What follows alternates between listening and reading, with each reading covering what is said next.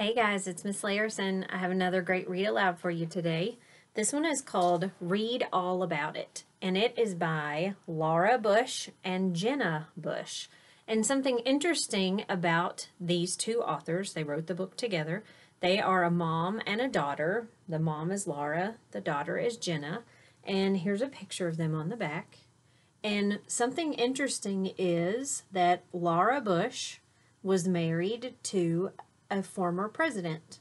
She's married to George W. Bush, and he was the president. And this is one of his daughters, Jenna. So that is Read All About It. I hope you enjoy this one. This is one of my favorite books, and I read it every year at the beginning of the year. And it starts out, it's at an elementary school called Good Day Elementary School. I'm Tyrone Brown, and I rule the school. I'm a professional student and class clown. There's Tyrone.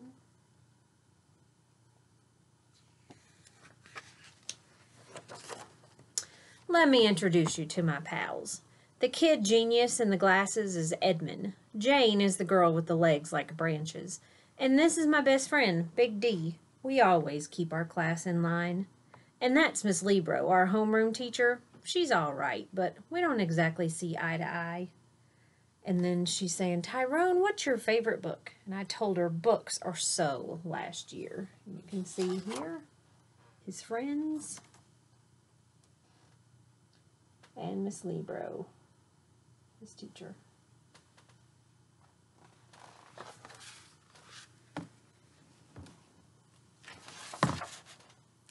It's not that I despise books. I just don't prefer them.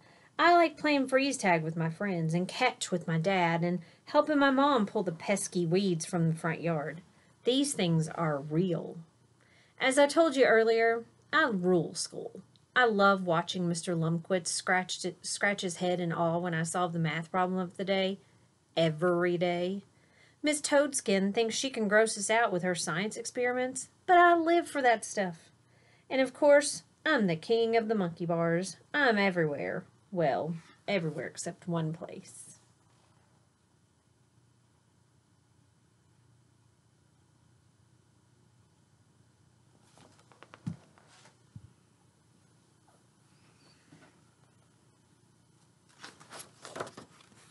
Miss Libro always says, Tyrone, the library is a wonderful place. You never know who you're going to meet in a good book. I say the library is a boring place. All I'll meet in there are stinky pages. Every day after school, Miss Libro reads to us. I sit in the back and use this time more wisely. But one day, everything changed. So you can see him in the back of the room. Is he even paying attention? Doesn't look like it. Miss Libro was reading a book about an astronaut, which gave me the idea to create a spaceship that I sent orbiting into the chalkboard. Tyrone, please save the spaceship for science class and listen. Everyone loves this book, said Miss Libro. I looked around the classroom and Miss Libro was right. No one, not even Jane, had witnessed the launch of spacecraft Tyrone. So I listened, and the strangest thing happened. I actually liked story time. And then my whole world turned upside down. So he notices, hey, everybody's paying attention to this book, so maybe it is pretty good. I'll try it out. He liked it. On Halloween, Miss Libro was reading us a spooky tale about a ghost named Jasper, when Jasper, a real ghost, appeared and said, Boo! Do you have a pencil sharpener?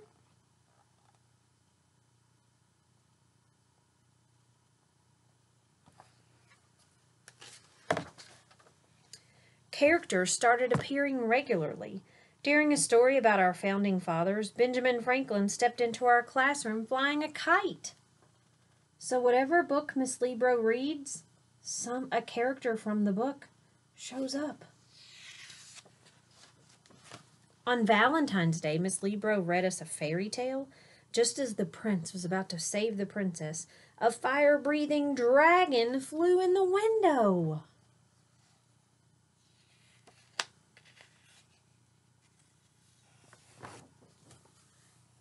In the spring, Miss Libro began reading from a chapter book about a pig. She had barely finished the first page when a pudgy pig sat down next to me on the reading carpet. At first, we did not want him in our classroom. He was dirty and disorganized. He ate the most grotesque combination of leftover school lunches. But as the weeks went by, we fell in love with that butterball. He was witty and kind. Jane taught him manners, and he began to eat like a proper gentleman. And he took over my role as class clown. His jokes were hilarious. So here's one of his jokes. What does a family of pigs do at an all-you-can-eat buffet? Anybody know? Pig out! And then a terrible thing happened. A real crime. So there's the pig that joined their classroom that came out of the book. Now something bad is going to happen. It was a rainy Monday when Miss Libro finished the chapter book. As she closed the book for the final time, the pig disappeared and didn't come back. The whole class was in hysterics. We loved our little porker. When recess came, I knew what had to be done.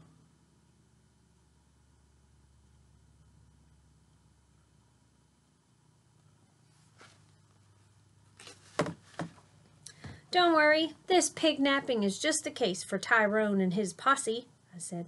Big D, Edmund, Jane, let's go. We'll solve this case if it's the last thing we ever do. Jane thought he was in the cafeteria. Hurry, Miss Gravy will cook anything she can get her hands on. So they're afraid maybe the cafeteria cooked him.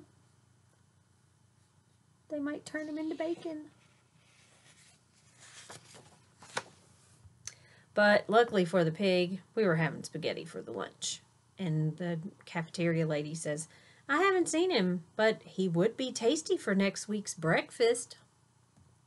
Edmund thought he had a lead. Those oinks coming from his tone-deaf's room must be our pig.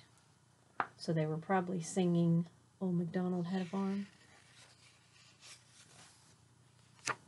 But no, it was just the kindergarten class singing Old MacDonald had a farm, E-I-E-I-O, and on his farm he had a pig, E-I-E-I-O, with an oink oink here and an oink oink there, here an oink, there an oink, everywhere an oink oink. Old MacDonald had a farm, E-I-E-I-O. But no real pig.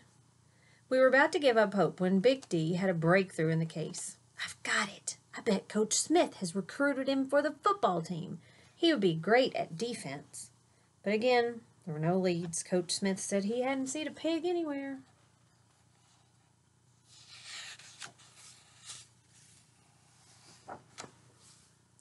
Recess was almost over, and there was still no sign of our pig. Miss Libro, we've searched for our pig everywhere, and we still haven't solved the case. Are you sure you've looked everywhere? Everywhere? That was it, of course. We hadn't been everywhere. There was one place we hadn't looked. I grabbed my friends, and we were off to save our pig. I boldly went where I had never gone before. You know where it is? The library. And there, see here, and there, they all were. Benjamin Franklin, Jasper the Ghost, the dragon, and in the middle of the room was our pig. So when she took the books back to the library, the characters went with them. And then I had the most brilliant idea ever. Miss Libro, let's read here in the library. Take it from me, Tyrone. You never know who you're going to meet when you look in a book.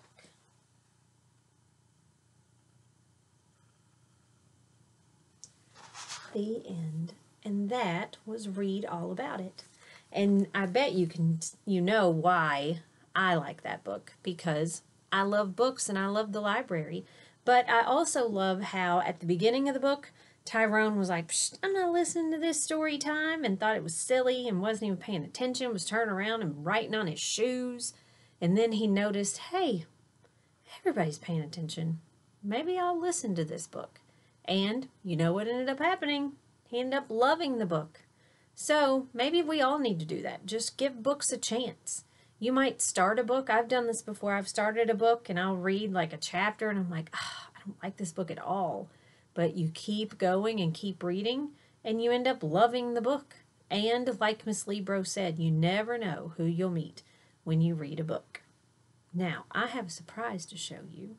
The whole time I was reading that book, I had my new puppy in my lap. And you didn't even know it. Now let me pick her up. This is my new puppy. Her name is Remy. And the whole time I was reading, she was in my lap sleeping. Now, she may make another special appearance in another book, in another read aloud, so you'll just have to watch for the next one and see if she's there. I hope you guys enjoyed.